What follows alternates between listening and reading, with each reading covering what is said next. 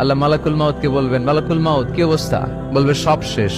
মাইয়াব্বা, কে বাকি? মালাকুল মাউত বলবে জিনেরা বাকি, যাদেরকে দেখা যায় না। আল্লাহ বলবেন জিনদেরকেও শেষ করে ফেলো, রুহু কবজ করো। মালাকুল মাউত আজরাইল জিনদের রুহু কবজ করবে। আল্লাহ এবার জিজ্ঞেস করবে, ইয়া মালাকাল মাউত আখবিরনি মাইয়াব্বা, এবার বলো আর কে বাকি? মালাকুল মাউত বলবে, আল্লাহ মানুষগুলো সব শেষ, জিনগুলাও শেষ, এবার বাকি ইবলিশ শয়তান। কে বাকি? ইবলিশরেও শেষ করো, ইবলিশও শেষ।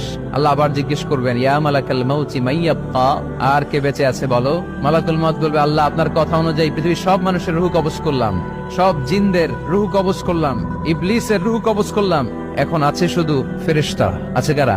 যাও ফেরেশতাদের রুহু কবজ করো। ফেরেশতাদের রুহু কবজ হয়ে যাবে। এবার আল্লাহ জিজ্ঞেস করবেন, ইয়া মালাকাল মাউত আখবিরনি মাইয়াব্বা।